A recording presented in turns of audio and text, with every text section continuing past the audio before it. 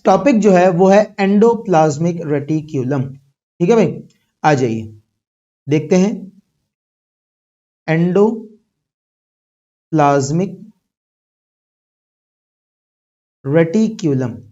बहुत ही ज्यादा इंपॉर्टेंट ऑर्गेनील, बार बार पेपर में आने वाला, ठीक है, बोर्ड एग्जाम्स में आने वाला ऑर्गेनील है। ठीक है, और आज डिटेल से इसको हम स्टडी करेंगे। ठीक है, देखिए भाई, सबसे पहले तो हम देख लेते हैं कि एंडोप्लाज्मिक रेटिकुलम की लोकेशन क्या है, पाया कहां जाता है। मिसाल के तौर पे ये हमने बनाई न्यूक्लियर मेम्ब्रेन। ठीक है, थोड़ा सा नीचे बनाते हैं। ये हमने बनाई यहां पर न्यूक्लियर मेम्ब्रेन। ठीक है, ये आ गई आपके पास न्यूक्लियस की मेम्ब्रेन। इसके बाद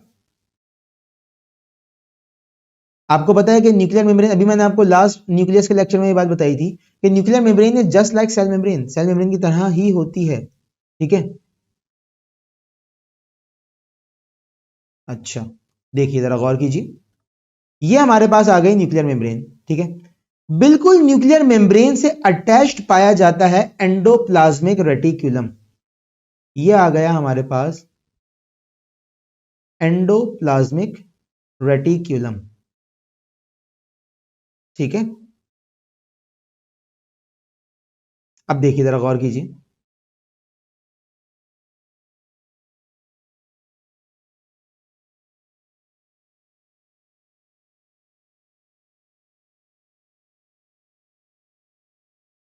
अच्छा जी, अभी जो एंडोप्लाज्मिक रेटिकुलम है ना बेटा, इसका स्ट्रक्चर होता है चैनल्स एंड ट्यूब्यूल्स पे कंसिस्ट करता है इसका स्ट्रक्चर। ठीक है, चैनल, ट्यूब्यूलर एंड चैनल्स। ठीक है, अब देखो यहां पर ये हमारे पास इस तरीके से इसका स्ट्रक्चर पाया जाता है।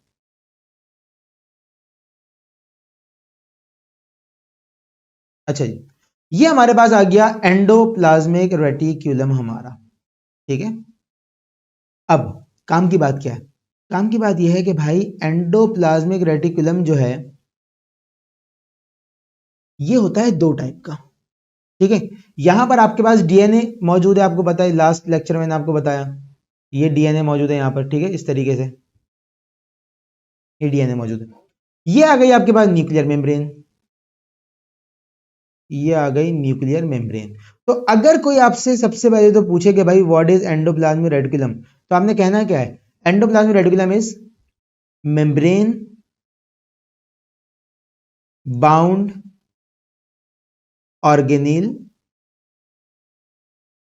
फाउंड अटैच्ड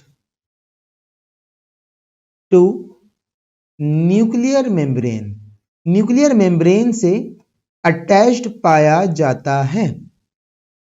और कहां से कहां तक होता है, nuclear membrane till cell membrane. ठीक है, यहां पे सेल मेम्ब्रेन होगी आपके पास।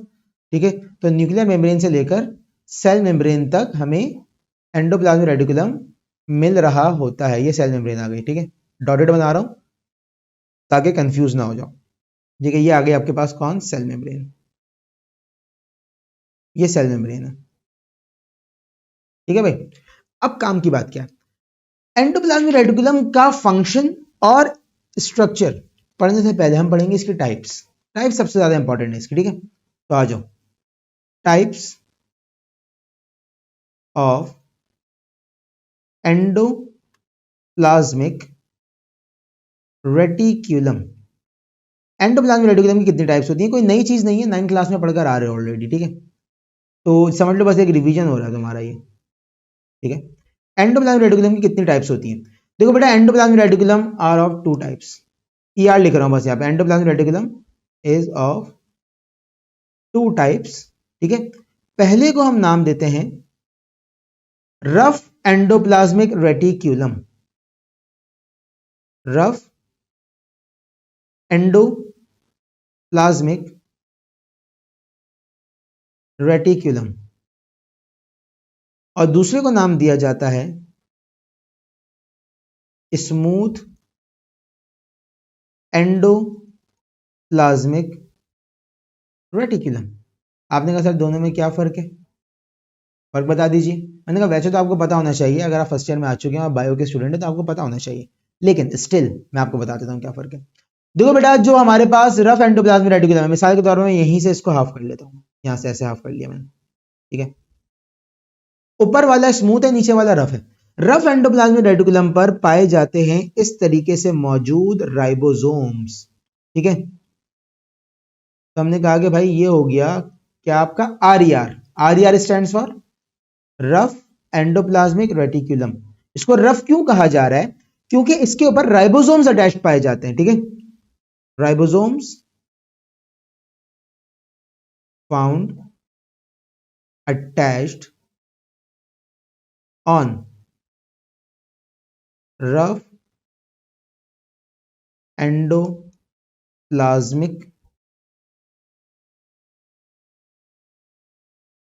रेटिकुलम, ठीक है। रफ एंडोप्लाज्मिक रेटिकुलम पर राइबोसोम्स अटैच्ड पाए जा रहे होते हैं। आपने कहा सर स्मूथ पे नहीं पाए जाते, मैंने कहा हाँ स्मूथ पे नहीं पाए जाते। ये आपका स्मूथ ER है, ठीक है। ये आपका है स्मूथ एंडोप्लाज्मिक रेटिकुलम, इस पर राइबोसोम अटैच नहीं पाए जाते। अब अगर हम इसके स्ट्रक्चर की बात करें तो बेटा स्ट्रक्चर जो है इसका वो होता है, कंसिस्ट करता है चैनल्स एंड ट्यूब्यूल्स पर, ठीक है। देखो ये जो पार्ट है बेटा ये आपके पास है ट्यूब्यूल, ये ट्यूब लाइक है, ठीक है।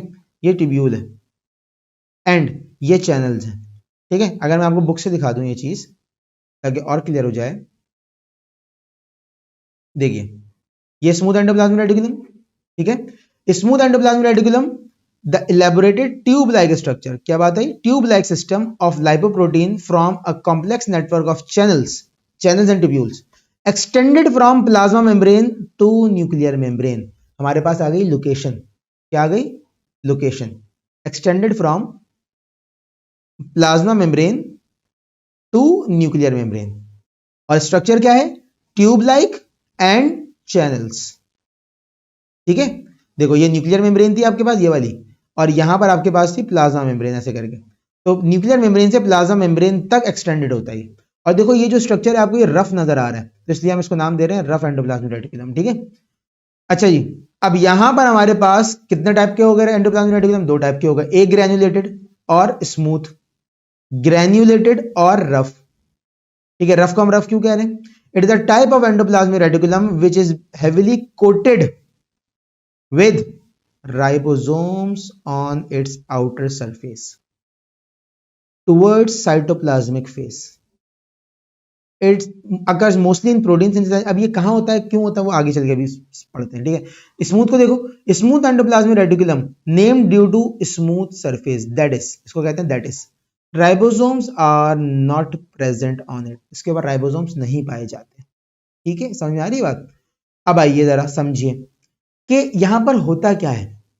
अगर मैं रफ ER की बात करूं, रफ ER, अच्छा स्ट्रक्चर जो है वो उसका ट्यूब्स एंड चैनल्स पर कंसिस्ट करता है, ठीक है। अब आ जाओ जरा इसके मेजर फंक्शन की तरफ चलते हैं कि भाई इसका फंक्शन क्या होता है, ठीक है। तो अगर मैं बात स्टार्ट करता हूं रफ ER से, तो रफ ER के ऊपर पाए जा रहे हैं राइबोसोम्स। क्या पाए जा रहे हैं, राइबोसोम्स, ठीक है। तो राइबोसोम्स जो है बेटा आपके पास, राइबोसोम्स क्या करते हैं, राइबोसोम्स को आगे मैं भी पढ़ाऊंगा आपको बहुत डिटेल से। राइबोसोम्स को कहा जाता है प्रोटीन फैक्ट्रीज, राइबोसोम को कहते हैं प्रोटीन फैक्ट्रीज, ये प्रोटीन सिंथेसाइज करते हैं। फैक्ट्री काम करती है या फैक्ट्री में काम होता है, सवाल, बहुत इंपॉर्टेंट सवाल है। फैक्ट्री काम करती है या फैक्ट्री में काम होता है, भाई फैक्ट्री में काम होता है। तो राइबोसोम में प्रोटीन बनती है, और राइबोसोम की फैक्ट्री जो है वो जिस जमीन पे मौजूद है उस जमीन को एंडोप्लाज्मिक रेटिकुलम कहा जा रहा है। आसान तरीका समझने का, ठीक है। तो देखा जाए तो रफ एंडोप्लाज्मिक रेटिकुलम भी प्रोटीन सिंथेसिस का, प्रोटीन को बनाने का हिस्सेदार हो गया, ठीक है। यानी कि रफ एंडोप्लाज्मिक रेटिकुलम ने प्रोटीन सिंथेसिस में भी पार्ट लिया, ठीक है ना। तो रफ एंडोप्लाज्मिक रेटिकुलम का फंक्शन क्या हो गया, helps in protein synthesis, protein को बनाने में अपना किरदार अदा करता है, ठीक है।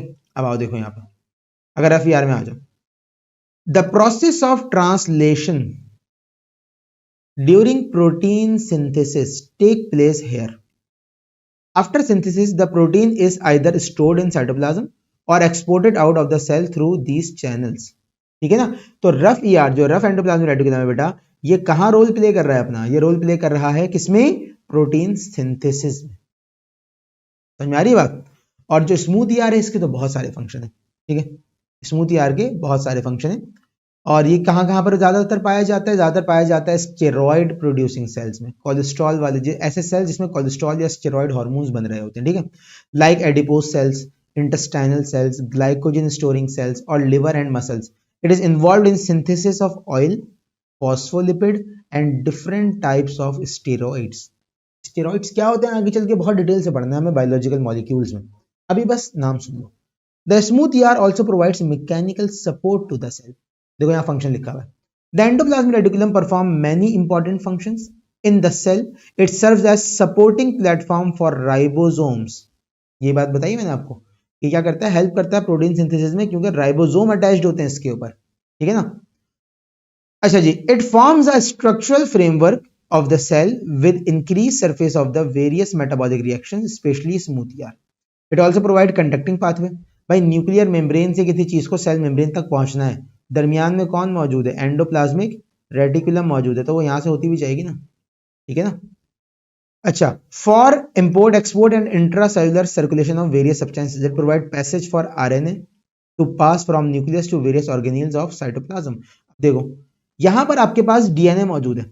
जब डीएनए रेप्लिकेशन करता है, डीएनए प्रोटीन सिंथेसिस करता है ना, जब प्रोटीन बनाने की कोशिश करता है, स्टार्ट करता है प्रोटीन को बनाने का, तो यहाँ पे डीएनए से, ये डीएनए था ना आपके पास, ये डीएनए था, डीएनए से बन जाता है आरएनए। डीएनए से बन जाता है क्या, आरएनए। और आरएनए यहाँ पे न्यूक्लियर पोर से निकल के बाहर आ जाता है किसके पास, एंडोप्लाज्मिक रेटिकुलम के पास। ठीक है ना, समझ में आ रही है। अब आओ आगे। अब देखो, it helps in detoxification. Detoxification बेटा, डिटॉक्सिफिकेशन वर्ड निकला टॉक्सिक से। टॉक्सिक को कहते हैं जहरीली कोई चीज। डिटॉक्स का मतलब जहरीली चीज के असर को खत्म करना। ठीक है, of harmful drugs, storage and release of calcium ion, manufacture of lipids and formation of Golgi apparatus. ये बहुत इंपॉर्टेंट चीज है, मैंने 1000 दफा ये चीज जो है ना वो एमडी गाइड में आती हुई देखी है। गोल्जी एपरेटस को कौन प्रोड्यूस करता है, राइबोसोम को कौन प्रोड्यूस करता है। ठीक है, ये बहुत सी दफा आती हुई देखी है मैंने एमडी गाइड में ये चीज। ठीक है, formation of Golgi apparatus, smooth ER कर रहा होता है। The smooth ER transport protein from rough ER to Golgi bodies through themselves. Smooth ER क्या करते हैं, रफ एंडोप्लाज्मिक रेटिकुलम से जो प्रोटीन बनती है उनके ऊपर राइबोसोम में, वो अपने पास लेते हैं और दे देते हैं किसको, गोल्जी बॉडीज को। गोल्जी बॉडीज क्या करती हैं अभी पढ़ते हैं आगे चल के। तो बेटा यहाँ पे आपका एंडोप्लाज्मिक रेटिकुलम हमने ओवरऑल कर लिया है कंप्लीट, बुक से भी देख लिया है, सारी चीजें यहाँ पर कवर कर ली हैं इसकी। ठीक है, अब हम जाएंगे आगे और बात करेंगे बहुत ही ज्यादा इंपॉर्टेंट एक ऑर्गेनील के ऊपर जिसका नाम है राइबोसोम। ठीक है, इसका नाम है राइबोसोम। ठीक है भाई, आ जाओ राइबोसोम स्टार्ट करते हैं।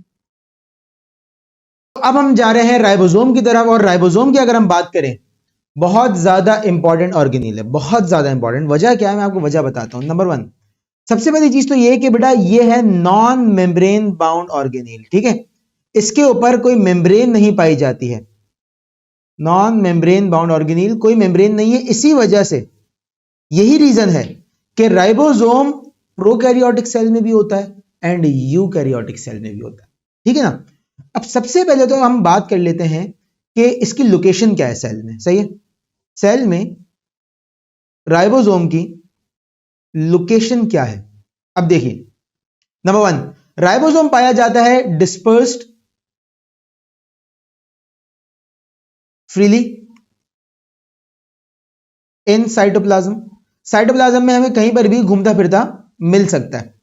दूसरी लोकेशन अभी मैंने आपको ऊपर बताई थी, जब मैं आपको एंडोप्लाज्मिक रेटिकुलम पढ़ा रहा था लास्ट पार्ट में, तो मैंने आपको बताया था कि जो रफ एंडोप्लाज्मिक रेटिकुलम होता है, रफ, इसके ऊपर पाया जाता है राइबोसोम।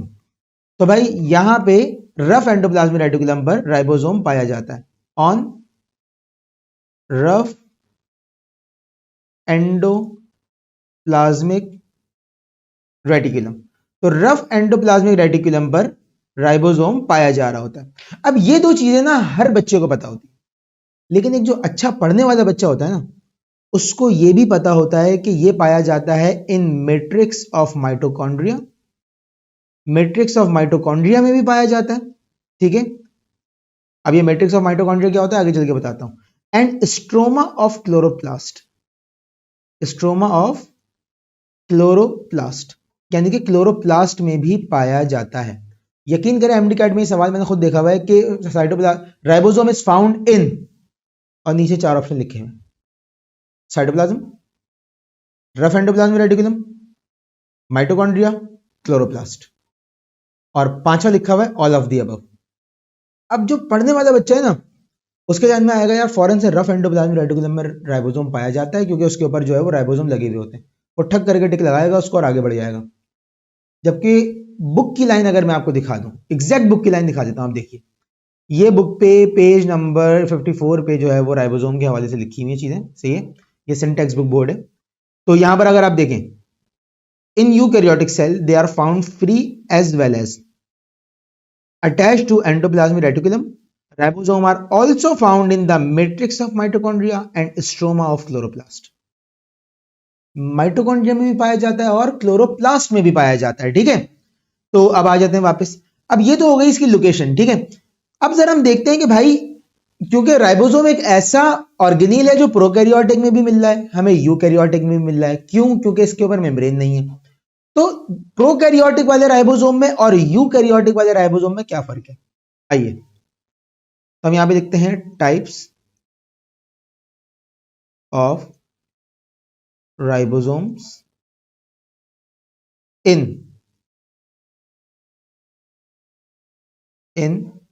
प्रोकैरियोटिक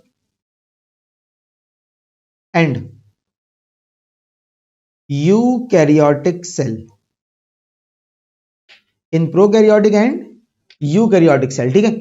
अब आइए जरा सुनिए गौर से बात। देखिए बेटा, हमारे पास अगर हम प्रोकैरियोटिक सेल की बात करते हैं तो प्रोकैरियोटिक सेल में राइबोसोम हमें मिलता है 70s, ठीक है, 70s सब यूनिट्स। आपने सर एस क्या चीज है? मैंने देखो बेटा एस है सीवबर्ग यूनिट, ठीक है, सीवबर्ग यूनिट कहा जाता है इसको, ये राइबोसोम के यूनिट होते हैं। और अगर हम बात करें यूकैरियोटिक सेल की, तो यूकैरियोटिक सेल में राइबोसोम के 2 पार्ट्स होते हैं, ठीक है। और वो 2 पार्ट्स क्या होते हैं? एक होता है आपके पास 60s और दूसरा होता है 40s। लेकिन अब यहां पर एक काम की बात सुन लो, 60 और 40 मिलके वैसे तो मैथ्स में 100 बनाते हैं, लेकिन बेटा बायोलॉजी में 60s सब यूनिट और 40s सब यूनिट मिलके 80s सब यूनिट बनाते हैं, ठीक है। अब ये बायो है, ठीक है, बायो में 60 + 40 80 है, ठीक है भाई। 60s सब यूनिट 40s सब यूनिट मिलके क्या बनाते हैं? 80s सब यूनिट ऑफ राइबोसोम। ये यूकैरियोटिक सेल के अंदर है, ठीक है। अच्छा, अब अगर मैं बात करता हूं यूकैरियोटिक राइबोसोम की, तो बेटा जो इसका 60s सब यूनिट है ना, वो लार्जर यूनिट है, डूम शेप लार्जर यूनिट, ठीक है। ऐसे करके 60s सब यूनिट लगा हुआ होता है यहां पर, ठीक है। और नीचे की तरफ इस तरीके से लगा हुआ होता है स्मॉलर 40s सब यूनिट, ठीक है।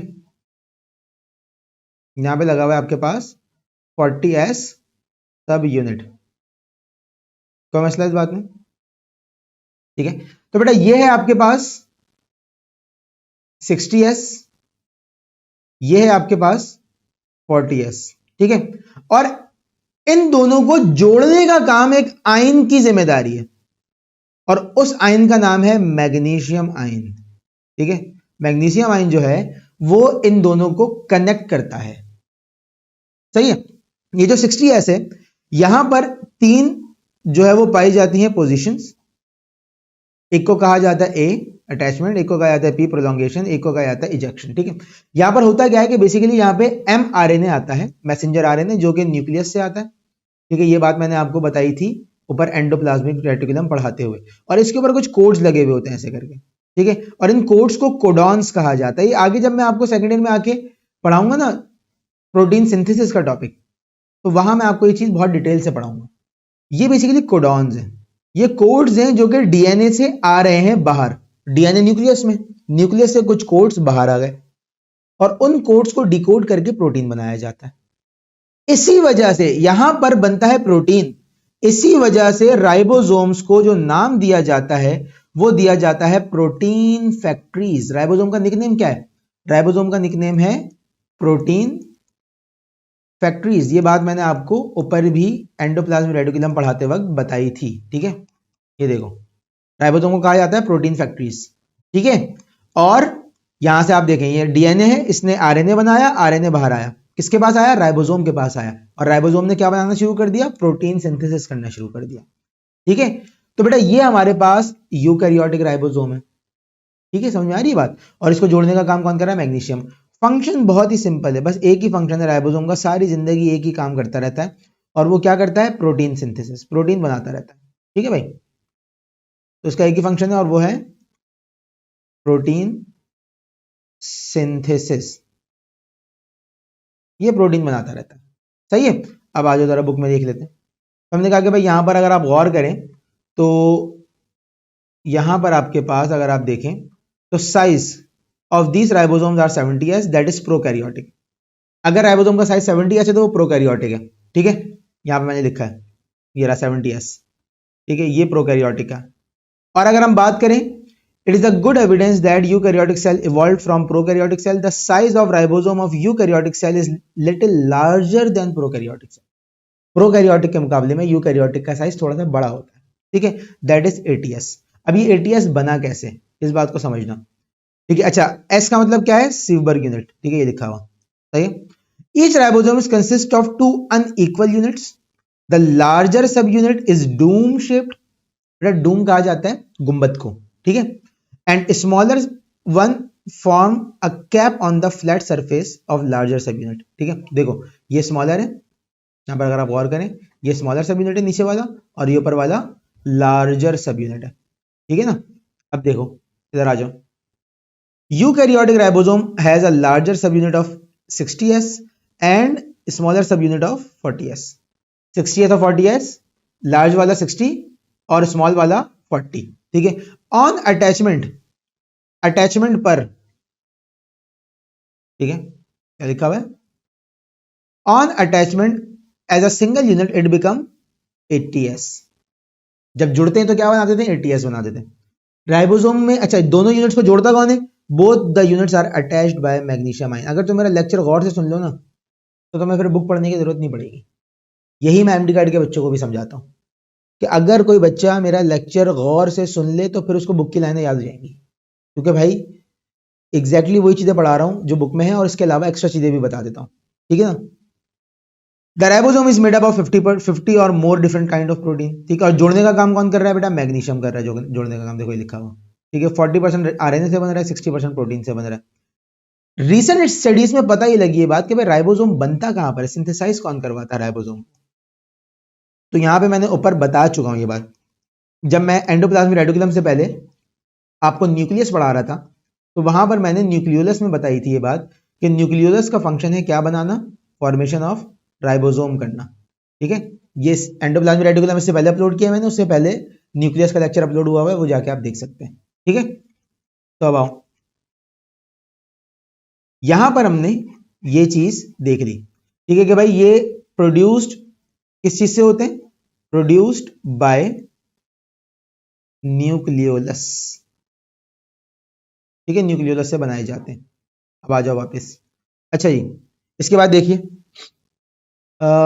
recent investigation revealed that the ribosome are manufactured in nucleolus in eukaryotic cell from where they are transferred to cytoplasm through nuclear pores, ठीक है। काम क्या करते हैं बेटा? प्रोटीन सिंथेसिस का काम, प्रोटीन बनाने का काम है, ठीक है ना। तो यहां पर राइबोसोम बहुत डिटेल से हमने कवर कर लिया है, ठीक है। अब हम जाएंगे अपने नेक्स्ट ऑर्गेनील की तरफ जिसका नाम है माइटोकॉन्ड्रिया, और ये निहायत इंपॉर्टेंट ऑर्गेनील है, क्योंकि अगर आप 10 इयर्स उठाकर देखें तो हर साल mitochondria, nucleus, endoplasmic reticulum, lysosome पूछे जा चुके हैं हर साल, ठीक है ना।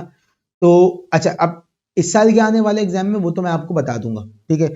एग्जाम, बोर्ड एग्जाम से 1 से 1.5 महीने पहले वर्कशॉप और टारगेट पेपर लॉन्च करेंगे, ठीक है। और उसमें मैं आपको डिटेल से, उसमें जो हम बता देंगे इंशाल्लाह 100% बोर्ड का एग्जाम उसी में से आएगा। ठीक है बेटा, चलो माइटोकॉन्ड्रिया स्टार्ट करते हैं। चलो भाई अब जा रहे हैं माइटोकॉन्ड्रिया की तरफ, जो कि बहुत ही ज्यादा मेजर और मेन ऑर्गेनील है हमारा। ठीक है, अगर हम माइटोकॉन्ड्रिया की बात स्टार्ट करते हैं तो बेटा माइटोकॉन्ड्रिया को एक निक नेम दिया जाता है power house of the cell. ठीक है भाई, power house of the cell. ऐसा क्यों है? ऐसा इसलिए है क्योंकि mitochondria is involved in the energy generation. ठीक है, एनर्जी प्रोडक्शन में इन्वॉल्व्ड है, इस वजह से इसको power house of the cell का नाम दिया जाता है। ठीक है, माइटोकॉन्ड्रिया में किस तरीके से एनर्जी प्रोड्यूस होती है ये हम निहायत डिटेल में चैप्टर बायो एनर्जेटिक्स के अंदर पढ़ेंगे, जिसमें हम लोग सेलुलर रेस्पिरेशन के टॉपिक में, एरोबिक रेस्पिरेशन के टॉपिक में पढ़ेंगे glycolysis, Krebs cycle, electron transport chain, और किस तरीके से एटीपी प्रोड्यूस करता है माइटोकॉन्ड्रिया, ये हम देखेंगे वहां पर। ठीक है, अभी हमें सिर्फ ये देखना है व्हाट इज माइटोकॉन्ड्रिया। तो माइटोकॉन्ड्रिया को power house of the cell कहा जाता है and it is double membrane bound organelle. ठीक है, बहुत ही इंटरेस्टिंग ऑर्गेनील है क्योंकि इसके जो फंक्शंस हैं और इसकी जो प्रॉपर्टीज हैं वो बाकी तमाम ऑर्गेनील से निराली हैं। ठीक है ना, अब आओ देखो, डबल मेम्ब्रेन बाउंड ऑर्गेनील, दो मेम्ब्रेन पाई जाती हैं। सबसे पहले इसका स्ट्रक्चर बना लेते हैं यहां पे, सबसे पहले इसका स्ट्रक्चर बना लेते हैं यहां पर।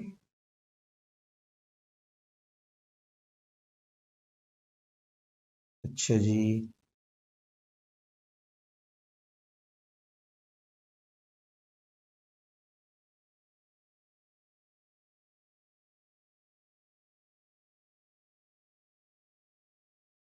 अच्छा जी, अब आप जरा गौर कीजिए, ये जो बनाया मैंने इसके एजेस जो है वो मैं कर लेता हूं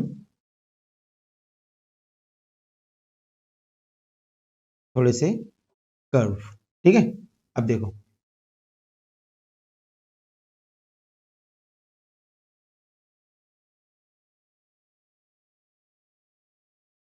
अच्छा जी, ये हो गया हमारे पास इस तरीके से। ठीक है, और ये जो बाहर वाली लेयर है बेटा, इसका एक बहुत मुश्किल सा नाम है।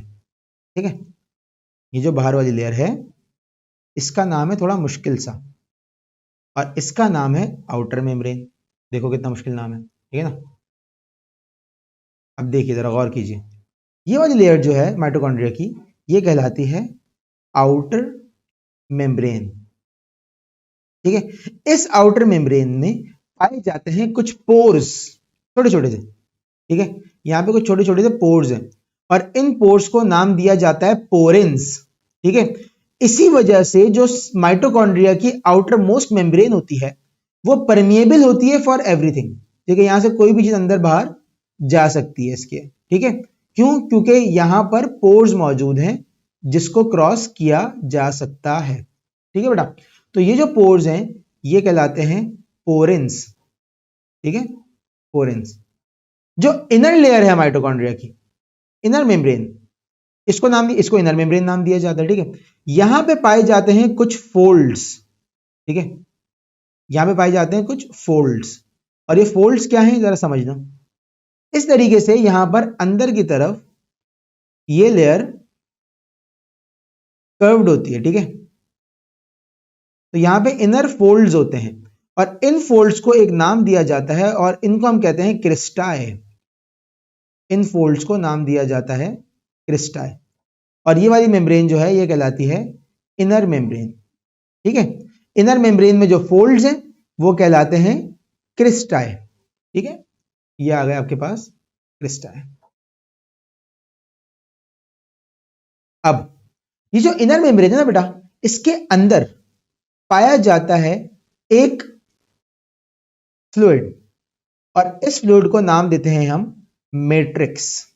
ठीक है ना, इस फ्लूइड को नाम दिया जाता है मैट्रिक्स। सारे माइटोकॉन्ड्रिया के फंक्शन, जो जो इंपॉर्टेंट फंक्शन है माइटोकॉन्ड्रिया के, एनर्जी प्रोडक्शन हो गई, ठीक है, इसके अलावा सेलुलर रेस्पिरेशन वगैरह जितनी भी सारी चीजें, वो सब यहां मैट्रिक्स के अंदर होती है।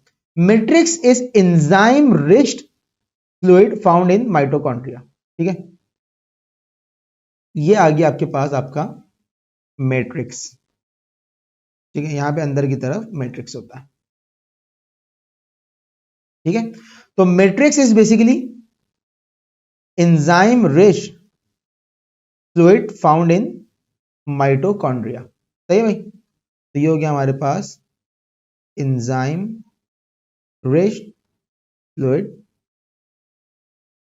Found in mitochondria. सही है। अब जरा कुछ काम की बातें सुन लो। माइटोकॉन्ड्रिया को दूसरा नाम दिया जाता है कॉन्ड्रोसोम। ठीक है, एक और नाम दिया जाता है, उसको हम कहते हैं कॉन्ड्रोसोम। ठीक है। अच्छा, दूसरी बहुत अहम बात, माइटोकॉन्ड्रिया में, जैसे कि मैंने आपको पहले भी बताई थी ये बात, कि माइटोकॉन्ड्रिया के अंदर कुछ ऑर्गेनील्स और पाए जाते हैं। ठीक है, जैसे कि माइटोकॉन्ड्रिया में अपना राइबोसोम पाया जाता है, इसमें राइबोसोम्स होते हैं, और साथ साथ में एक बहुत अहम चीज माइटोकॉन्ड्रिया में पाई जाती है, और वो है इसका अपना डीएनए। माइटोकॉन्ड्रिया के पास अपना जेनेटिक मटेरियल होता है, उसको न्यूक्लियस से ऑर्डर लेने की जरूरत नहीं पड़ती है। सही है। अब यहां पे तुम्हें एक इंटरेस्टिंग फैक्ट बताता हूं। ठीक है, देखो, मिसाल के तौर पे जब तुम सब पैदा नहीं हुए थे, ठीक है, हम सबकी पैदाइश कैसे हुई है? हम सबकी पैदाइश ऐसे हुई है कि फादर की तरफ से स्पर्म आया, ठीक है, और मदर की तरफ से आया ओवम। ठीक है, जब ये दोनों कंबाइन हुए तो बना जाइगोट, हमारी बॉडी का पहला सेल, हमारी बॉडी का पहला सेल बना जिसका नाम है जाइगोट। फिर जाइगोट डिवाइड रीडिवाइड होता गया और फिर उसने क्या बनाया? फीटस बनाया, एक बच्चा बनाया मदर बॉडी में, और फिर हमारी क्या हो गई? बर्थ हो गई। ठीक है, ये तरीकेकार। लेकिन अगर यहां पे मैं थोड़ा सा इलेबोरेट कर दूं इस चीज को, तो बेटा यहां पे होता यह है कि मिसाल के तौर पे ये मदर का रिप्रोडक्टिव सिस्टम है। ठीक है, ये मदर का रिप्रोडक्टिव सिस्टम है। सही है। और यहां पर इस तरीके से पाई जाती हैं फेलोपियन ट्यूब्स। ठीक है, ये मैं आगे चल के आपको जब सेकेंड ईयर की बायोलॉजी पढ़ाऊंगा ना, वहां पे चैप्टर रिप्रोडक्शन में बहुत डिटेल से समझाऊंगा ये चीज। ठीक है, और इस तरीके से यहां पर फेलोपियन ट्यूब्स पाई जाती हैं। ये आ गया फंडस, ये यूट्रस है। ठीक है, ये आ गया आपके पास फंडस, और ये आ गई आपके पास यहां पर ओवरीज। देखिए गौर कीजिए, यहां पर इस तरीके से ओवरीज लगी हुई होती है। ठीक है, ये ओवरीज होती है, और यहां पर होती है फिम्बरी, ये फीमेल रिप्रोडक्टिव सिस्टम है बेसिकली। ठीक है, और ये जो है वो सबसे इनर लेयर होती है यूट्रस की, जिसको एंडोमेट्रियम कहा जाता है। ठीक है, यहां पे नैरो एंडिंग होती है जिसको सर्विक्स कहते हैं। सही है। और यहां पे मस्कुलर लेयर पाई जाती है दरमियान में, जिसको मायोमेट्रियम कहा जाता है। ठीक है, इसको मायोमेट्रियम कहा जाता है, और ये सबसे ऊपर वाली लेयर कहलाती है फंडस। ठीक है, ये फंडस है, ये फंडस है। ठीक है, और यहां पर होता है आपका वेजाइनल कैनाल आगे की तरफ। ठीक है, ये वेजाइनल कैनाल, ये वेजाइनल ओपनिंग। ठीक है, यहां पे पाया जाता है सर्विक्स, नैरो जो एंडिंग है ये सर्विक्स कहलाती है।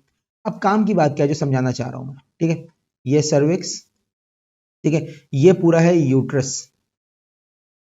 ठीक है, ये कहलाती है पेरीमेट्रियम। ठीक है, दरमियान वाली लेयर कहलाती है मायोमेट्रियम, और जो सबसे इनर लेयर होती है वो कहलाती है एंडोमेट्रियम। सही है। ये आ गई ओवरीज। सही है, ओवरीज रिलीज करती हैं ओवम, यहां से रिलीज हुआ ओवम फैलोपियन ट्यूब में, और यहां से ओवम आ गया इस जगह पे, और यहां पे ओवम इंतजार कर रहा है स्पर्म का। ठीक है, ये कौन है? ये है ओवम। ठीक है, ओवम रिलीज हुआ है कहां से? ओवरी से, और यहां पर फैलोपियन ट्यूब में आके, ये कौन सा पार्ट है? Fallopian tube. फैलोपियन ट्यूब में आकर ये क्या कर रहा है? ये कर रहा है वेट। किसका वेट कर रहा है? स्पर्म के आने का, स्पर्म के आने का वेट कर रहा है। अब स्पर्म कहां रिलीज हुआ? स्पर्म रिलीज हुआ वेजाइनल कैनाल में। ये क्या है बेटा? ये है वेजाइनल कैनाल। ठीक है, ये वेजाइनल कैनाल है। अब स्पर्म जो रिलीज हुआ है वो रिलीज हुआ है वेजाइनल कैनाल में, यहां पर इस जगह पे, ठीक है, यहां पे रिलीज हुआ है, बहुत सारे रिलीज हुए हैं, मिलियंस की तादाद में रिलीज हुए, और यहां से ये मूव करते हुए जाएंगे ऊपर की तरफ, ठीक है, यहां से स्विम करते हुए इनको जाना पड़ेगा ऊपर की तरफ। तो ये स्पर्म यहां से तैरते हुए, मेहनत मुशक्कत करते हुए, ठीक है, पैदा होने से पहले जो है वो मेल मुशक्कत कर रहे हैं और सारी जिंदगी जो है मुशक्कत करते रहते हैं, मुशक्कत करते करते करते भागते भागते भागते यहां तक ओवम तक पहुंचेंगे, ठीक है। अब सुनना गौर से, बात जो समझाना चाह रहा हूं ना वो समझना, ठीक है। ये आ गए स्पर्म्स। मामला ये होता है कि स्पर्म को एक बहुत लंबा रास्ता ट्रेवल करके ओवम तक जाना पड़ता है, ठीक है। स्पर्म एक ऐसा सेल है जो कि मूव कर सकता है, मोटाइल सेल है, ठीक है। ये उसका हेड है, सही है, ये उसकी नेक होती है ऐसे करके, सही है, और ये उसका फ्लैजिला होता है, फ्लैजिला, ठीक है, और ये उसका हेड होता है, ठीक है, एक्रोसोम भी कहते हैं इसको। यहां पर पाया जाता है न्यूक्लियस, और इस न्यूक्लियस में होते हैं हाफ नंबर ऑफ क्रोमोसोम, ठीक है, 23। नॉर्मल इंसानी बॉडी में 46 क्रोमोसोम होते हैं, अभी मैंने आपको बताया था जब मैं न्यूक्लियस में क्रोमोसोम पढ़ा रहा था। लेकिन स्पर्म क्योंकि क्या है, गैमीट है, सेक्सुअल सेल है, तो इसमें नंबर ऑफ क्रोमोसोम क्या हो जाते हैं, हाफ, क्योंकि ये बनता है एक खास तौर की, एक खास तरीके की सेल डिवीजन से जिसका नाम है मियोसिस। इसका नाम क्या है, मियोसिस, मियोसिस से बनता है। इसी तरीके से यहां पे बैठा हुआ है ओवम। ओवम का साइज स्पर्म से बहुत बड़ा होता है, ओवम का साइज स्पर्म से बहुत बड़ा होता है, ठीक है। यहां बैठा हुआ है ओवम, और ओवम जो है बेटा उसमें भी क्रोमोसोम का नंबर क्या है, हाफ है, उसमें भी क्रोमोसोम का नंबर क्या है, हाफ है, यानी कि 23 यहां पर है। तो ये 23 इस 23 से मिलकर बना देगा 46 वाला एक सेल। अब होता पता है क्या, स्पर्म को क्योंकि स्विम करके जाना पड़ता है, कहां तक, ओवम तक, तो स्पर्म की जितने माइटोकॉन्ड्रिया होते हैं ना वो सारे इसकी यहां पर टेल पर आ जाते हैं, ताकि इस टेल को एनर्जी मिले और ये टेल या फिर फ्लैजिला स्पर्म का मूव करे और स्पर्म आगे की तरफ भागे, ठीक है, मोटाइल सेल है ना, मूव कर सकता। इस वजह से सारे माइटोकॉन्ड्रिया कहां पर आ गए हैं, स्पर्म की टेल पर, ठीक है। All mitochondria of sperm cell aggregate on its tail, उसकी टेल पर आ जाते हैं सारे, और स्पर्म भागता है फुल स्पीड में ओवम की तरफ। अब जैसे ही स्पर्म ओवम की तरफ भागता है ना, तो वो जाके हिट करता है सीधा ओवम को, यहां पर आया और हिट करा इस तरीके से, ठीक है, इस तरीके से स्पर्म ने ओवम को हिट करा, ठीक है। अब जैसे ही हिट करता है ना बेटा, सिर्फ अंदर की तरफ अपना न्यूक्लियस रिलीज कर देता है, जिसमें क्या है, 23 क्रोमोसोम, ठीक है, छोटा सा दिख दिया यहां पे मैंने, जिसमें है आपके पास क्या, 23 क्रोमोसोम। अब मैं यहां पे इसको आपको जूम करके दिखा देता हूं, ठीक है।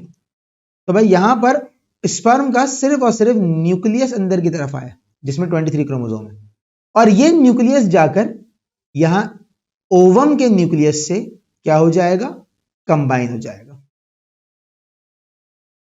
अब आती है काम की बात, बहुत इंपॉर्टेंट चीज आती है अब, और वो क्या है कि भाई स्पर्म की पूरी बॉडी बाहर रह जाती है, पूरी बॉडी बाहर रह जाती है, ठीक है, और सारे माइटोकॉन्ड्रिया भी बाहर रह जाते हैं, जो उसके टेल पर थे वो भी सारे बाहर रह गए।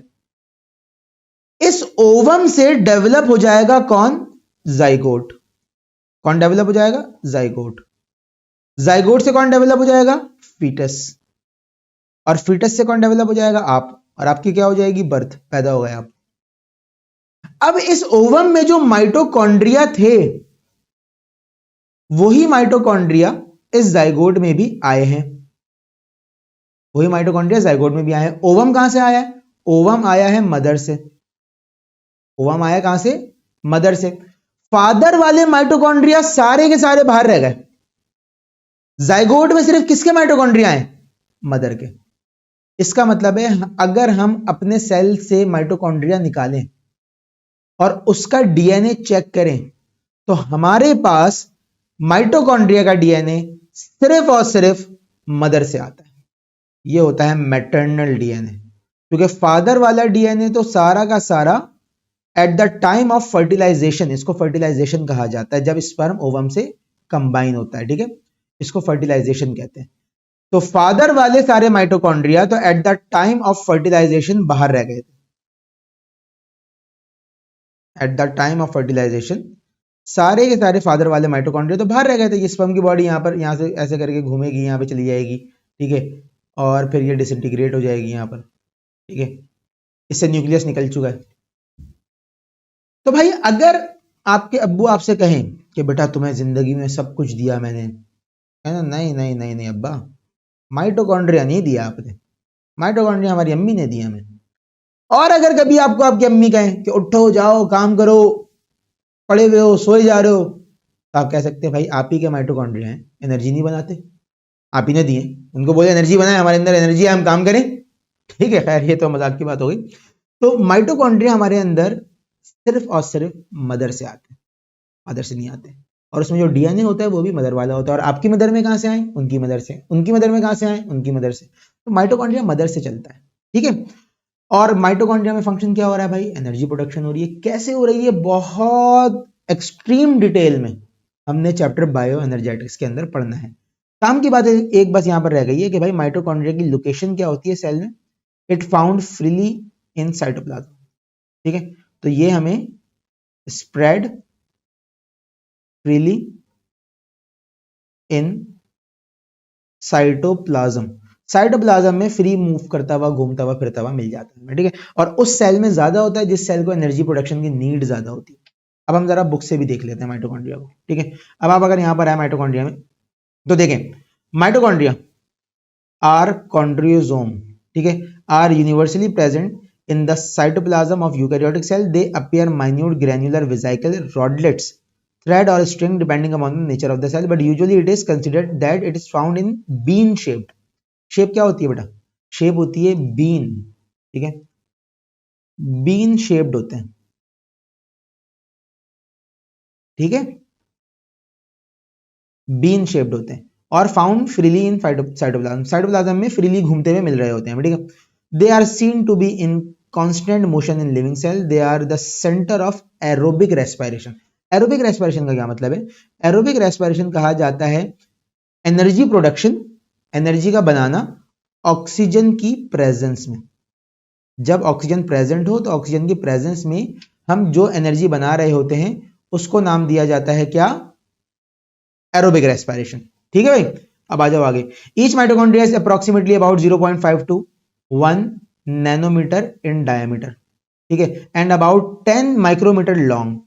ये बहुत इंपॉर्टेंट चीजें हैं एमडी कैट के हवाले से भी, ठीक है। ये आपको याद करनी है, यहाँ से अच्छी तरीके से बुक पढ़नी है। अभी से तैयारी करो एमडी कैट की, अभी से अगर डॉक्टर बनना चाहते हो, ठीक है। तो देखो यहाँ पर हमारा ये ऑनलाइन बैच भी चल रहा है एमडी कैट का, 50 रुपीज पर डे पे, 50 रुपए दिन के अपने पॉकेट मनी से पढ़ सकते हो एमडी कैट तुम आगे चल के। लेकिन तुम एमडी कैट तो अपनी पॉकेट मनी से पढ़ सकते हो, 50 रुपए दिन की फीस है, ठीक है। ई कैट का बैच चल रहा है, पाकिस्तान का लार्जेस्ट बैच है जो 50 रुपए पर डे में चल रहा है, ठीक है। इसके अलावा हमारे पास जो है वो टारगेटेड न्यूमेरिकल वर्कशॉप आती हैं, टारगेट पेपर्स आते हैं एग्जाम से पहले, कॉमर्स की वर्कशॉप आती है, ठीक है। साथ साथ में हमारे पास जो है ओए लेवल्स का बैच चल रहा है, ठीक है। मतलब सारी चीजें, हमारा प्लेटफॉर्म है बेटा drarees.com के नाम से, ठीक है। आप अगर गूगल पे जाएंगे और आप लिखेंगे drarees.com, ठीक है, तो आपके सामने ये वेबसाइट आ जाएगी हमारी। यहाँ पे छोटा सा व्हाट्सएप का बटन भी है साइड में ना, अगर आप चाहें तो आप जो है वो हमें व्हाट्सएप भी कर सकते हैं, ठीक है।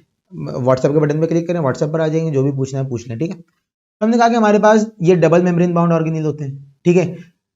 अच्छा, अब काम की बात क्या है, जो इसकी आउटर मेम्ब्रेन होती है जो मैंने आपको बताया, उसमें कुछ प्रोटीन्स पाए जाते हैं, इनको पोरेंस का नाम दिया जाता है, ठीक है। और साथ साथ में इसके अंदर क्या क्या चीजें पाई जाती हैं, इसके अंदर इनर मेम्ब्रेन में जो है वो फोल्ड्स होते हैं और उन फोल्ड्स को नाम दिया जाता है क्रिस्टाए का, ठीक है। और यहाँ पे एंजाइम्स और मॉलिक्यूल्स पाए जाते हैं बहुत सारे जो बनाते हैं मैट्रिक्स, ठीक है। मैट्रिक्स देखो यहाँ कहीं लिखा हुआ होगा, द मॉलिक्यूलर एडिपेज कॉम्प्लेक्स वेरिएबल, यहाँ पे ये लिखा हुआ है, the folds form by the inner membrane is filled with a fluid like organic matrix, ठीक है। ये मैट्रिक्स होता है, सही है। तो और यहां पर आपके पास ये बात लिखी हुई है कि भाई surprisingly mitochondria are passed an animal body by mother सिर्फ मदर से माइटोकॉन्ड्रिया आता है, ठीक है। Mitochondria are present in egg but not in the part of sperm. Sperm से सिर्फ न्यूक्लियस गया है, बाकी जो माइटोकॉन्ड्रिया थे उसके टेल पर वो तो बाहर रह गए, ठीक है। That enters the egg, thus people can trace their mitochondria back to their mothers, grandmothers and great grandmothers. अरे समझे बात। तो बेटा ये देखो माइटोकॉन्ड्रिया यहाँ से हमारा होता है कंप्लीट, ठीक है। और इसके अंदर फंक्शन कैसे हो रहा है मैंने आपको बता दिया कि वो हम चैप्टर बायो एनर्जेटिक्स में जाके पढ़ेंगे, बहुत डिटेल में पढ़ेंगे वो चीज़, ठीक है बेटा। चलो तो ये माइटोकॉन्ड्रिया हो गया। इसके बाद हमारे पास एक और बहुत इंपॉर्टेंट ऑर्गेनील है जो कि बार बार बार बार बोर्ड एग्जामिनेशन में पूछा जाता है, और वो है लाइसोसोम, ठीक है। अब हम जाएंगे आगे लाइसोसोम के ऊपर।